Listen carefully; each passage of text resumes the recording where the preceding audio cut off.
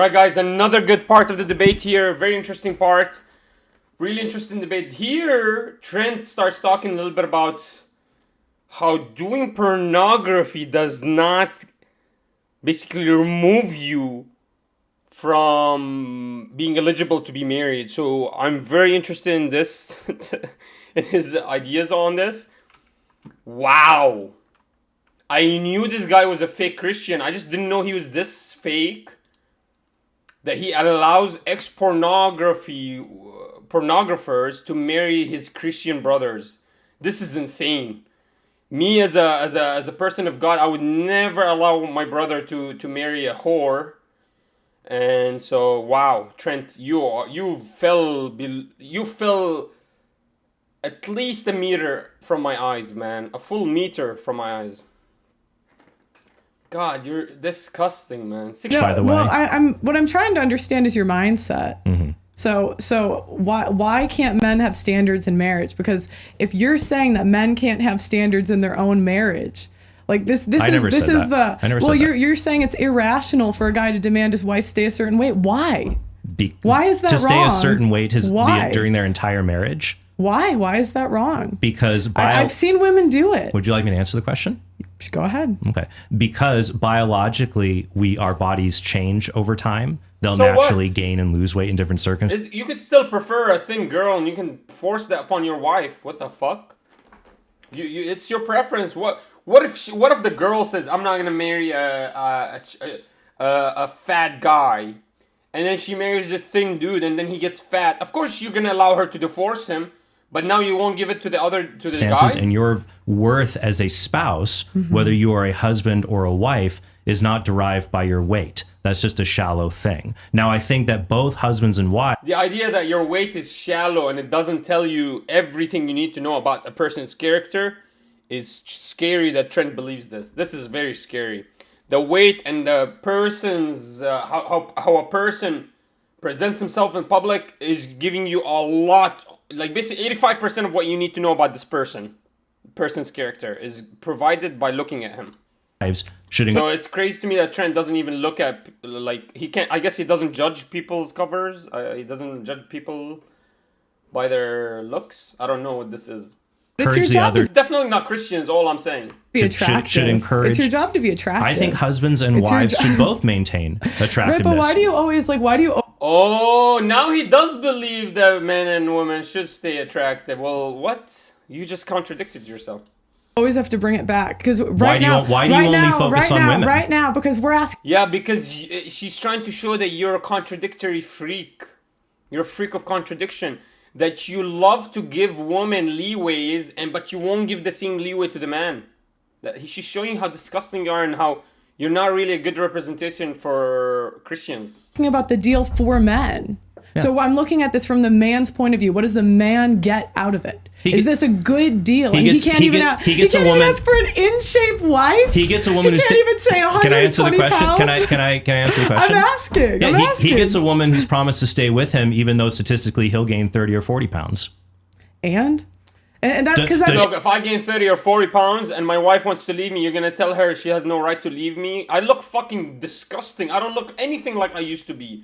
Of course she has a right to leave me. Does she have the right? Women's job has far more of a job to be beautiful than men. You know, men's job is to protect and provide. So do women have a right to... What is wrong with a man asking that she stays a certain weight? Because it's shallow. It's fine to ask someone to be healthy, and it's fine to encourage your spouse to maintain attractiveness, not to just let yourself go. But that's the same. Bro, who the fuck thinks that a girl gaining 40, your spouse gaining 40 pounds is shallow? That you tell them, hey, can you lose that weight? Who believes that that's actually shallow? That makes no sense to me. Why is it shallow that I want my wife to stay healthy and to be in a good shape? Well, I don't get that. How is that shallow? That's actually extremely important. Has nothing to do with shallowness at all. It's and for husbands and wives, neither should just let themselves go. But at the same time, each one should be merciful, knowing that time and age come for all of us. The reason that the obesity, I've looked that up before. The reason that the men are more overweight than women is because you don't look at visceral fat. So like when men are very high, like muscle percentage, they're still considered overweight more so than women. So a more accurate way to look at that is visceral fat. And women have higher rates of visceral fat than men.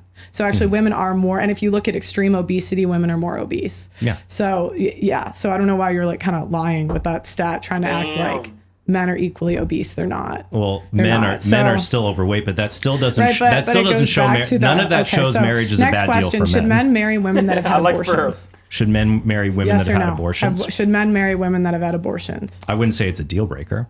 Should men marry women with STDs? I wouldn't say. Here, a quarter of women have herpes. Should men marry them? I'm going to answer. Okay, go ahead. I would like to answer your question. I like Burrows. He's like lightning round on this one.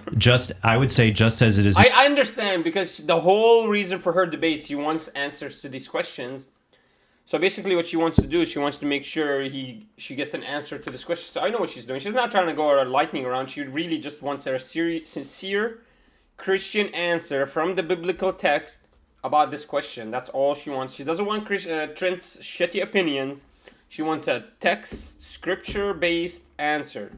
Not a disqualifier for if a man facilitated an abortion. And 90% so for every woman who chooses to get an abortion, 90% of the time, the man is actively or passively supporting it. So just as it's not a deal breaker for a woman. I'm asking for the future man. I'm not saying that he asked her to abort this is another man's kid.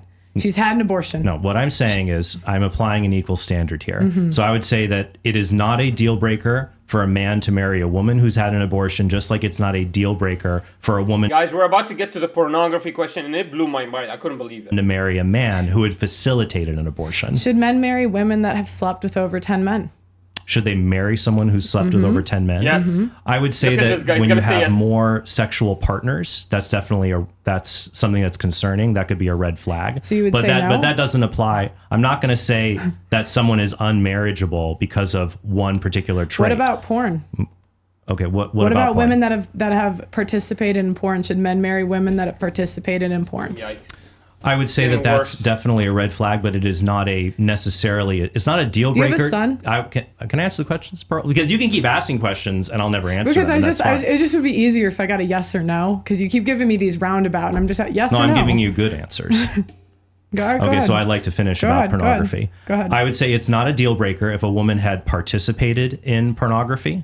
Much the same way it is not a deal breaker. Well, it's something to be very, very worried about. So I'll answer it this way. It's very hard for me to find anything that's a deal breaker for marriage, except for maybe diagnosed severe mental illness, for example, or addiction to drugs, things like that. But that would apply to men and women. So when it comes to pornography, I would say it's very concerning if a woman had previously engaged in pornography, just like it is very concerning if a woman chooses to marry a man who's previously viewed pornography. But this is my question. It's like, why can't men have standards? And this is what I've noticed from the trad community and like the conservative. So his answering about the pornography was that it's concerning, but does he allow that would apply to men and women. So when it comes to pornography, I would say it's very concerning if you have... It's concerning, but it's not enough to remove you from the sanctity of marriage, I guess. A woman had previously engaged... At least in the Muslim religion, they say the zani to the zaniya. That means the adulterer for the adulterer, like an adulteress is for the adulterer. So that means if she's a pornographer, for example, she can marry another adulterer, like another pornographer. But she's not going to marry a virgin man. She's not allowed to marry that if she's a pornographer. First of all, if she's a pornographer, I mean, she wouldn't exist in the society. Because the second you can prove with witnesses that somebody's getting fucked out of adultery, you don't need this person in your society anymore. So Trent's questions and answers don't really map onto the religious reality of the world. This is very interesting. Are Christians really believing in this? So you can... like the Muslims are much more strict on this. You're not allowed to marry an adulteress if you're a virgin man. Same with the girl. If you're a virgin girl, you're not allowed to marry an adulterer. So it's weird that it's concerning to him, but there's no real biblical text or scripture that basically puts her out of the sanctity of marrying a virgin, beautiful Christian man. engaged in pornography, just like it is very concerning if a woman chooses to marry a man who's previously viewed pornography. But this is my question. It's like, why can't men have standards? And this is what I've noticed from the trad community and like the conservatives. It's like the quality of women keeps going down and down and down.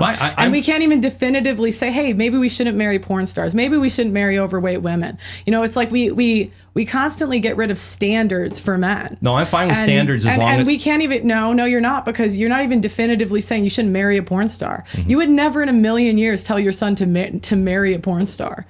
An active, currently working porn star? Even a previous porn you star. said former. Even former. You would never. Come on, someone you loved. Okay. And this is why.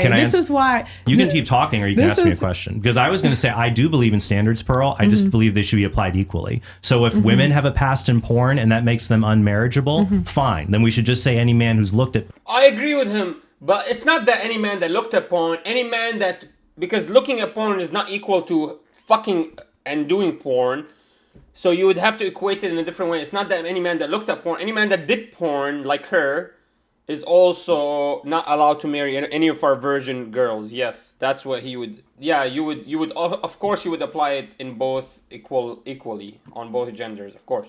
Porn, don't marry him either. The equal. Is it okay for men to look at porn? You can ask that during your... Yeah, but the idea that a man looking at porn is equatable to a woman doing porn is crazy, Trent. Trent, like, do you hear yourself? Sure. The equal equivalent would be a man that's participated in porn. Yep. That would be the equal. Yep, thank you, Pearl, for seeing how ridiculous this dude is. Equivalent, if we're really going to go apples to apples here. But what I'm asking is, okay, and there's lots of men who participate in porn that way. Yeah, and those guys are removed from being allowed to marry any of our virgin, beautiful Christian girls. Yes, that's what you do. You remove them from the ability to do so. Or you kick them out of your society. You guys are not willing to kick them out of your society. Us Muslims would. So now all you can do is basically you don't allow them to marry your virgin girls. You know, a quarter of women... Just let him marry the divorced Christian girls. Or the promiscuous Christian girls. Let that pornographer marry another pornographer. Don't let him marry a virgin girl. Up to a third have an STD. Should men marry them? Should they marry them? Yeah. Just the same reasons would apply if you asked women, should they marry men who have STDs? Because men have lots of STDs. And if it's okay to marry them... But why is it what about the men? It's like the craziest thing. Because men and women thing. Are equal. Men and women are equal, and we should treat them equally. It's the craziest... I don't think men and women are equal. Are they equal in value and dignity? No, sorry, just real quick. Trent, you can ask questions in your cross-examination. Sure. Pearl, that's fine. I'm not coming at this from a religious point of view. What I am saying is that you keep telling men to lower their standards. Because you were saying, wife up these whores. 3% of women, 100 years ago, men got a virgin. They got a virgin, 4+ kids. 3% of women are waiting till marriage nowadays. You're saying, wife them up anyway. Doesn't matter the risk. Who cares? Do you have a question, Pearl? So. It's so not fun to debate somebody like him, man. Pearl is destroying this guy. Yeah, I'm gonna go back to STDs. Not a deal breaker. Yes or no? No, they're not. If they're not a deal breaker for men, they're not a deal breaker for women. Like this has nothing to do with the Christian religion.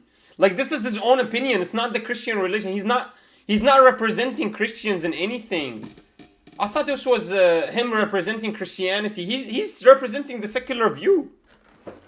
On top of that, porn not a deal breaker. Having been involved in pornography? Mm-hmm. No, it's not a deal breaker, but it's something to be very concerned about. The same as if a man had been behind. So you would accept your wife to be like a pornographer? That's crazy. Camera doing OnlyFans work or working at OnlyFans, but if he's truly repented, then people can really change. No, we should give them mercy, can't. whether they're a man or a woman. People can change, but it doesn't mean they statistically do. Yeah, they can, but they don't. They don't change. You don't go from an adulteress.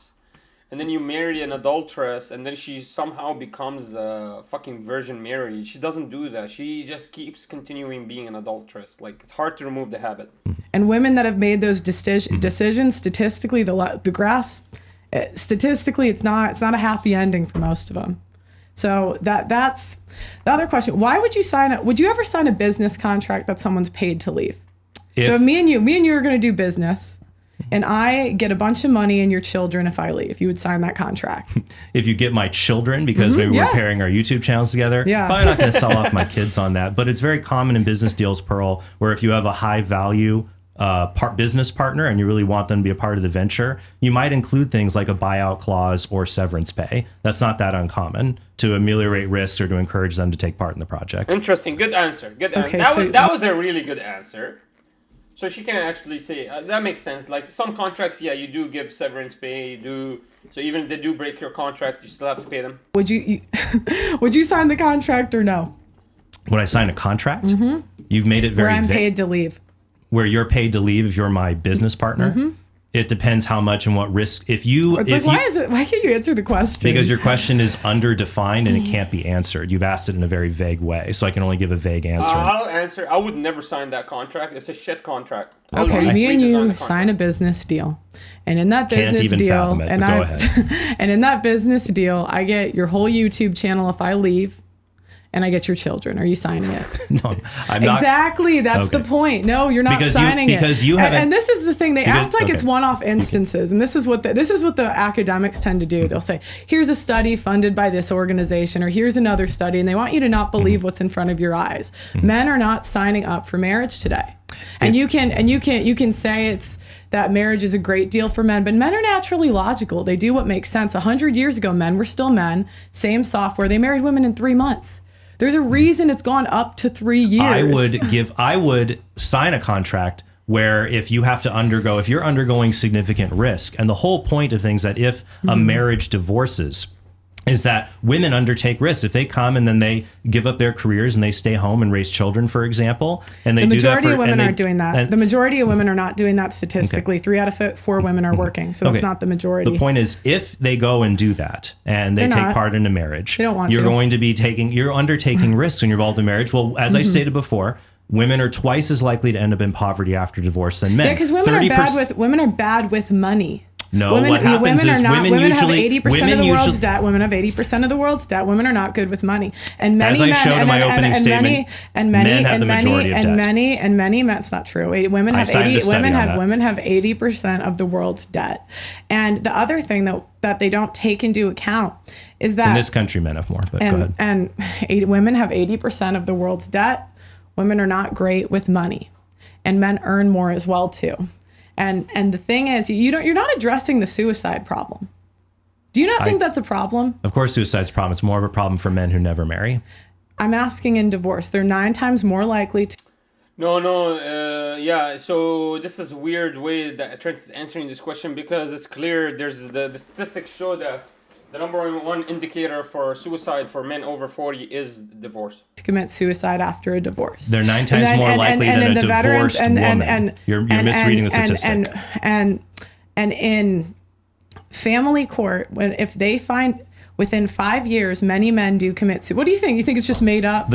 You think it's just fake? All these men that are saying my life is ruined. Yes, let him answer it. Go ahead. No, because I've actually read the studies. Okay. And the problem is you're doing the comparison fallacy here. You're just picking, hey, if you get married, this bad thing can happen to you, or this bad thing can happen to you, and that's true. Mm-hmm. But if you choose to not get married, you can also have many bad things happen to you. You can grow up and have no social connections. You become a recluse, and you're more likely to commit suicide. You're more likely just to not take care of yourself. And the statistics show that on average, ever married men, including divorced men, live longer, are healthier, and rate their lives as happier than never married men. It's a statistical fact. Because women date happy men. So women pick for these things. How do you know that? Because I'm a woman.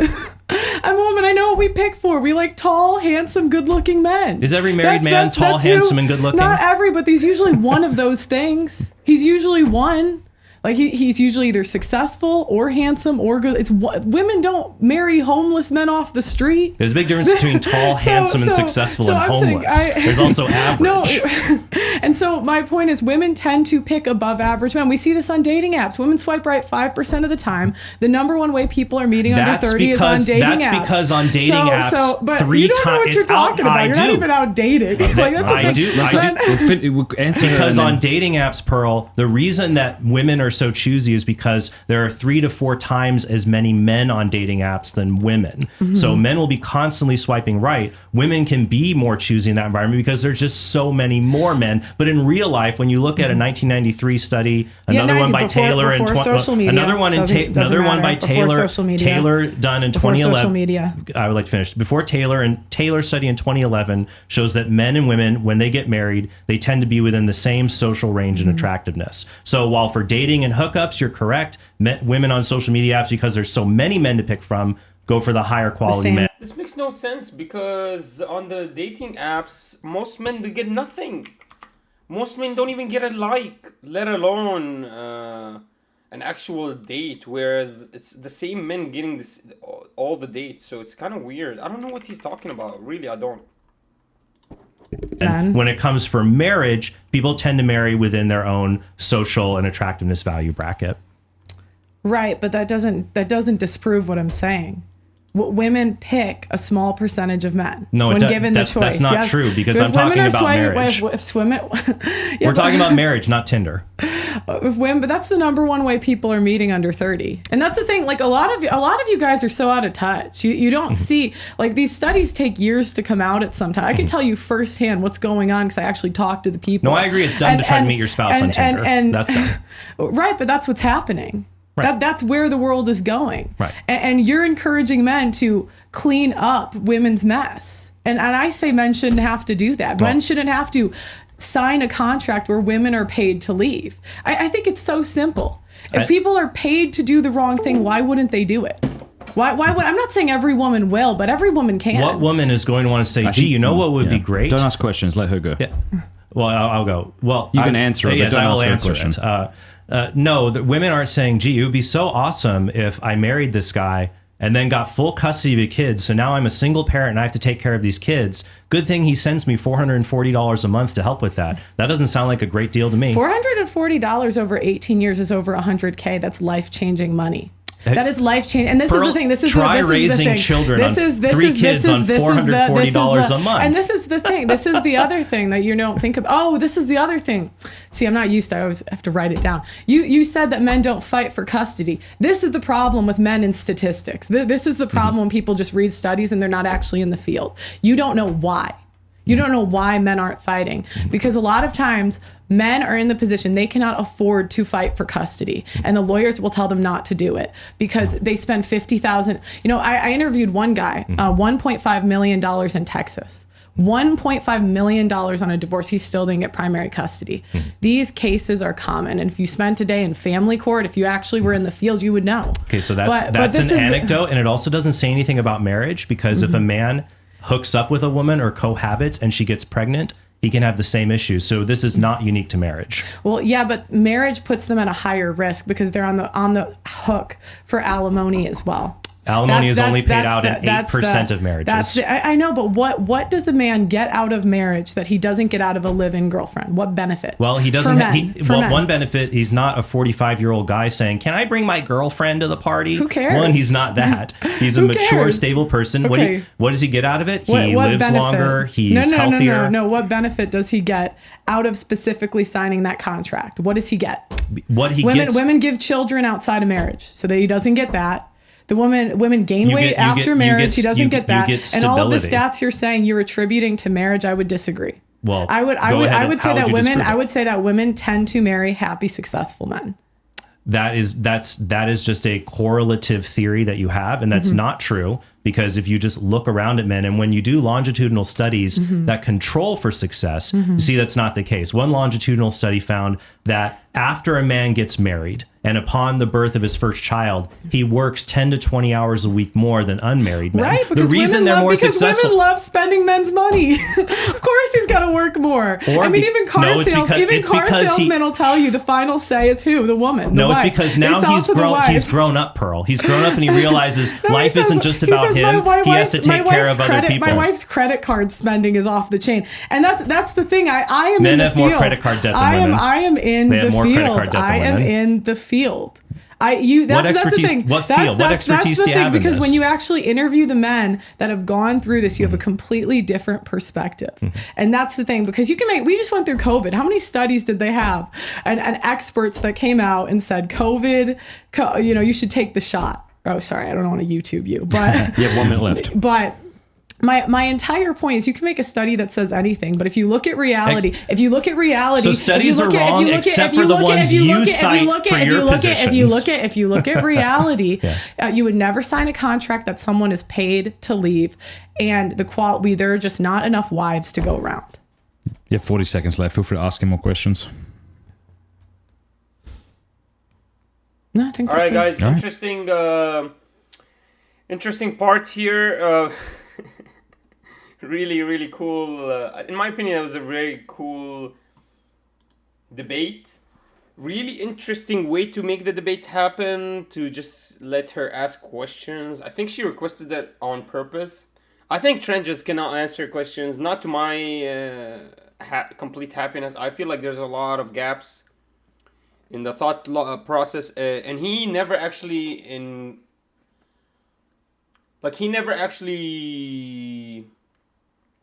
basically use scripture to prove any of his points.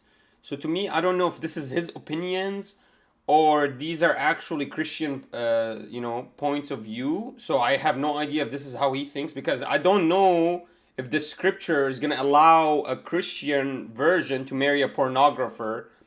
That sounds ridiculous to me. So I don't know why he's just not using scripture to basically show us the truth. He's almost using his own opinions. And I just cannot accept anything like that. Nobody cares about your opinion, Trent. You need to show us your scriptures. You need to show us your evidences to why you believe a girl that used to do pornography is concerning, but still marriageable material.